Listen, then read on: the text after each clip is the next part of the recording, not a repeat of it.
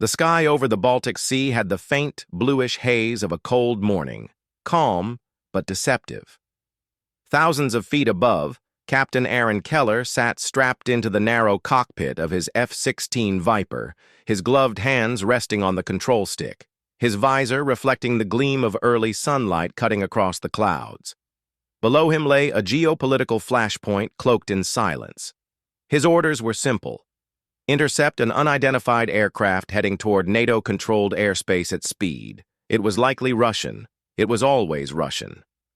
Aaron had flown dozens of missions just like this one, but this time there was a sharp edge in his gut, an itch he couldn't scratch.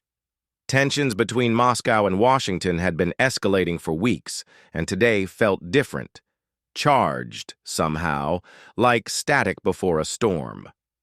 The call had come in just minutes earlier from the Allied Operations Command at Ramstein. An unidentified aircraft approaching from the northeast was refusing to respond to standard radio challenges. From altitude, it had all the hallmarks of a Sukhoi Su-35, a fast, agile fighter designed for air superiority. And it wasn't just straying off course, it was slicing a deliberate path toward a sensitive naval convoy transiting the southern Baltic. The voice in Aaron's headset crackled with control tower precision. Viper 2-1, you are cleared to intercept. Confirm radar contact.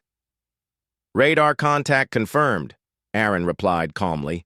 The bogey was 25 miles out and closing. Inside the Russian cockpit, Lieutenant Sergei Markov flew with a different kind of focus. His orders had been clear. Probe the airspace edge, test the response time, identify fleet assets below. He wasn't meant to engage, only observe. But Sergei was young and carried the quiet burden of expectation from a nation clawing to reclaim its dominance. He glanced down at the American vessels visible on radar, icons against an electronic sea. His lips curled in a half-smirk. The Americans would come. They always did. He dialed in a lower altitude and pushed the throttle slightly, watching the data stream shift. Back in the F-16, Aaron scanned the horizon. His training suppressed emotion, but instinct couldn't be dulled. There, a silver glint broke through the sky. He squinted. The Su-35 moved like a shark, lean, smooth, calculating. Aaron keyed his mic. Unidentified aircraft, this is NATO Air Patrol. You are entering restricted airspace. Turn east immediately or risk interception. Static. Then silence. Sergei said nothing. He didn't need to. Aaron clicked over to the secure channel. Control. Bogey is ignoring challenge. Continuing intercept. Copy. Viper 2-1. Weapons hold. Visual ID required. As the two jets converged, the world seemed to shrink. Their cockpits became their universes, pressurized chambers filled with breath, pressure, and protocol. For all the hardware and doctrine, this would come down to two men circling each other at the edge of conflict. At 15 miles, Aaron had visual. His HUD locked the Su-35 in a green bracket. Got him. Su-35 confirmed. Running dark. No transponder. The F-16 slid closer, matching speed, shadowing the Sukhoi's port wing. Aaron could almost see Sergei through the canopy now, helmeted, still, unreadable. The Sukhoi tipped its wings slightly, an aerial greeting or perhaps a taunt. Aaron's voice stayed cool. Control, fighter is non-responsive. Performing escort maneuver. Below them, in the sea-slick expanse, the U.S. convoy was aware. Radar operators watched the blips move across the screen in lockstep. Officers murmured behind glass panels, weighing the implications. A violation? A test? Or a spark? At 20,000 feet, Aaron nudged his F-16 closer, showing presence without provocation. Inside, his heart drummed with an irregular tempo. It wasn't fear. It was readiness. One wrong move, and history would write itself in afterburners and wreckage. But then the Su-35 banked sharply, diving toward the ocean at an angle too steep for standard evasion.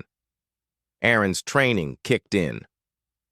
Control, bogey-breaking formation, descending rapidly. The response came fast. Do not pursue past boundary line. Repeat, do not pursue. Aaron watched the Sukhoi drop, his own jet trembling slightly as he held altitude. Sergei's plane vanished into the cloud cover below, fast and ghost-like. For a moment, all was still. Then, from the corner of his radar, another contact appeared, smaller, slower, but unmistakably airborne. Aaron narrowed his eyes. Control, I have secondary contact. Unidentified aircraft bearing 090, please advise. Stand by, Viper 2-1. The crackle in the comms felt heavier now, the weight of decisions passing between rooms with flags on the walls. Aaron breathed, slow and measured. This wasn't over.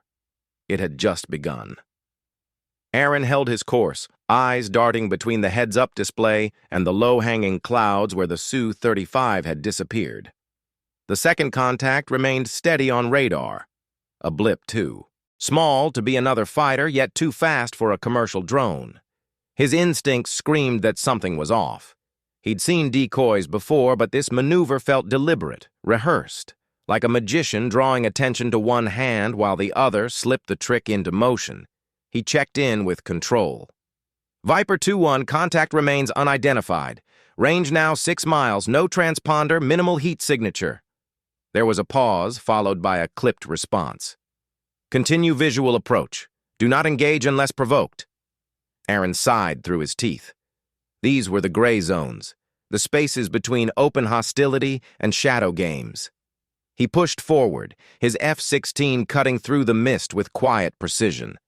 As he closed the distance, the shape materialized, sleek, angular, almost skeletal. It wasn't a fighter. It was an intelligence drone, possibly Russian, perhaps Chinese, hard to tell at this distance. But what mattered was why it was there. On the sea below, the convoy of U.S. Navy vessels continued its slow march through contested waters. Among them, the USS Moultrie, a high-value command and control ship, was at the center of the formation. If an adversary could capture detailed visual or signal intelligence on the Moultrie, they'd gain insight into one of America's most sophisticated naval nerve centers. That drone wasn't sightseeing. It was probing. Aaron's voice stayed even. Control, visual confirms reconnaissance drone, no external markings, unknown payload, request direction. Hold position. Navy drone intercept in progress. You are not to pursue beyond the zone. The order was expected, but it burned. Every fiber in him wanted to follow, to chase it down, to make sure it never returned with whatever it had come to find. But orders were orders, and the last thing NATO needed was a rogue pilot sparking an international incident. Back in the Russian operations center near Kaliningrad, Sergei removed his helmet and stared at the screen showing the drone's live feed. The Americans had spotted it sooner than expected. That wasn't ideal. Still, it had completed most of its scan. From here, the analysts would comb through the footage, identifying radar emissions, electronic signals, and hull signatures. Sergei frowned. The timing had been too tight. Any closer, and their drone would have been plucked from the sky. His superior, Colonel Biryukov, entered the room. The American held fire. They're being careful. They should be, Sergei replied quietly. So should we. Aaron circled high above the drone's last position, the object now turning away as a U.S. Navy MQ-9 Reaper launched from a nearby ship began pursuit. The Reaper didn't hesitate. Its mission had no politics. Just tracking, targeting, neutralizing. Below, in the convoy, tensions ran thick. Commander Lisa Tannen, aboard the USS Moultrie, watched the developing situation unfold on a cluster of monitors. She was a woman used to weighty decisions, but she knew something about today made it different. "What's our exposure?" she asked one of her intel officers. "High," came the answer. "That drone got close. Close enough to detect signals we weren't supposed to emit. We're sweeping now." Lisa nodded. Keep everything dark for now. Let the Air Force handle the sky. Back in the cockpit, Aaron kept his jet in a loose holding pattern. The sky had returned to a pale, innocent blue, but the tension sat heavy in his bones. He thought about Sergei, though he didn't know his name, and wondered if he felt the same, sitting in some shadowy hangar, staring at telemetry and wondering how close they'd come to disaster. A beep cut through his thoughts, his radar catching a faint return in the distance. But this one was different. It was a manned aircraft, large and lumbering, moving with the grace of a cargo plane but broadcasting no friendly signals. Aaron keyed in. Control, new contact, unknown aircraft, bearing 278. Speed is low, altitude decreasing. Possible airborne command post? There was a long pause. Then, Viper 2-1, vector for observation. Do not engage unless directly threatened. As he turned toward the new threat, the pieces began clicking together. The drone hadn't been the end, it was the beginning. A sensor sweep, followed by a manned asset, maybe designed to linger on the edge of visual range and relay intelligence or gauge electronic warfare responses. Aaron's grip tightened. Whatever this was, it wasn't random. The new aircraft drifted into view, a converted Ilyushin Il-20, often used by the Russians for signals intelligence. Its bulbous nose and extended antennas confirmed it. Aaron approached cautiously, wingtip to wingtip, maintaining just enough distance to avoid being perceived as aggressive. Inside the Il-20, the Russian crew sat silently, headsets on, fingers dancing across control panels. They were watching everything, Aaron included. Aaron raised his hand slightly, signaling a visual challenge. The Il-20 responded by banking gently, acknowledging his presence but refusing to turn. They were towing the line, close enough to agitate, far enough to avoid retaliation. He called it in. Control, Il-20 confirmed. No response to challenge. Continuing observation. The voice on the other end was strained. Roger that, Viper 2-1. Maintain position. Carrier group repositioning to secure zone. Expect fighter escort in 5 minutes. That was the message. Stay sharp. Reinforcements are coming. Just hold. As Aaron flew alongside the Il-20, eyes locked on the unblinking Russian crew behind tinted glass, he felt the weight of the moment settle across his shoulders. The sky may have looked empty, but it was full of pressure, of signals, of silence that could erupt with a single mistake. And below, across calm seas hiding the churn beneath, nations played chess with wings and radar. Aaron's jet held steady. He wasn't just flying. He was standing watch on the edge of something vast, something that might shift with the faintest nudge, and he would be ready. The tension in the cockpit was electric. Aaron held position, his F-16 steady just beyond the wingspan of the Russian Il-20 intelligence aircraft. The two planes glided silently across the sky, their presence louder than words in the tense atmosphere above the Baltic. Neither pilot made an overt move, yet the mutual awareness was sharp, predatory, calculated, restrained. The message was clear: we see you, we are ready, and yet no one dared cross the invisible line drawn by unspoken rules. Aaron knew the Il-20 was more than a curiosity. It was part of a broader game, one that played out in invisible frequencies and encrypted data streams. Below, the USS Moultrie had already shifted its formation, supported now by a wall of US and NATO assets drawing in tighter. The carrier strike group moved deliberately, like a hedgehog curling into a defensive coil, bristling with electronic countermeasures, ready to deploy interceptors or anti-air missiles if the balance tipped. Inside the Il-20, Sergei's fingers flew across the console, eyes flicking between signal spikes and radar anomalies. The longer they lingered, the more risky the mission became. But the intelligence was vital. They had picked up unusual emissions, signals suggesting the Americans were testing something new, something buried deep in the Moultrie's black systems. That kind of data could reshape strategy. Still, Sergei was uneasy. Their shadowing act had run long. Too long. Back in the air, Aaron received a ping in his headset. A new flight of Eurofighter Typhoons from the Royal Air Force was inbound, vectoring fast to reinforce the airspace. The support was welcome but also escalatory. Too many aircraft from too many nations flying too close to each other. It was a recipe for friction. Even the calmest air could crack under that kind of pressure. The Typhoons arrived quickly, slipping into formation without a word, their presence enough to shift the dynamic. The Il-20 responded by dipping a few hundred feet, changing altitude in what might have been a repositioning maneuver, or a retreat. Aaron watched closely. He didn't flinch. His job wasn't to threaten, but to observe, to ensure that any departure remained just that, a retreat, not a feint. Then came a flicker on his radar, another fast-moving contact closing in from the east. Aaron's mind snapped into focus. This wasn't part of the plan. He reported immediately. Control, unknown contact approaching fast from east, low altitude. Estimated speed Mach 1.3. Request immediate ID.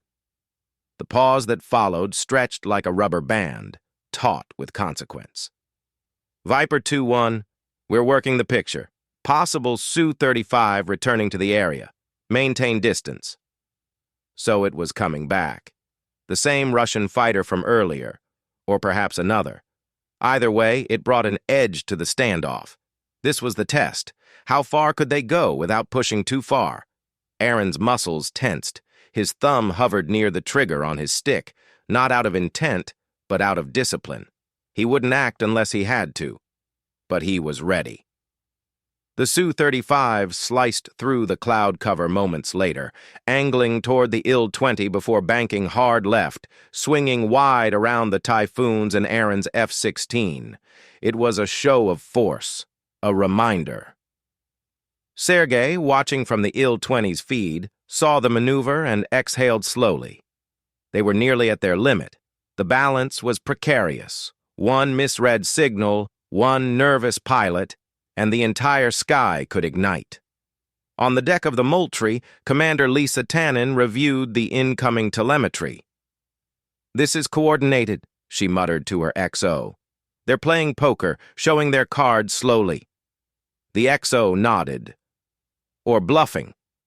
Lisa stared at the screens for a long moment. Either way, time to fold this hand. She reached for the secure comms and issued the order. Initiate phase blue withdrawal. Reduce MCON to minimum. Let's take the energy out of the sky. That meant one thing. Pull back the strike group, shut down high-emission systems, lower their profile, and de-escalate. Make it boring. Because in situations like this, boring was survival. Above, Aaron received the transmission. He acknowledged it with a curt, "Copy control." Falling back to perimeter watch. The Typhoons peeled away, returning to their base vector. Aaron gave one last glance to the Il-20. The Russian aircraft dipped its wings slightly, an old pilot's gesture, not of friendship, but of acknowledgement. Aaron returned it. The Il-20 turned for home, the Su-35 trailing it like a shepherd guiding a flock. The sky, once thick with silent warnings, began to clear. The crisis, if it could be called that, had passed. Back on base hours later, Aaron walked into the debriefing room, helmet under his arm. A dozen eyes turned toward him, mostly analysts eager to reconstruct the engagement frame by frame. "Did you think they'd engage?" someone asked. He shook his head. "Number. But I think they wanted us to think about it." That night, as he stood outside the hangar watching the stars flicker over a quiet airfield, Aaron considered the day's events. No missiles had flown, no afterburners had screamed in anger. But the danger had been real, and next time, it might not end so quietly. He knew one thing for certain. The sky was getting more crowded and far less predictable.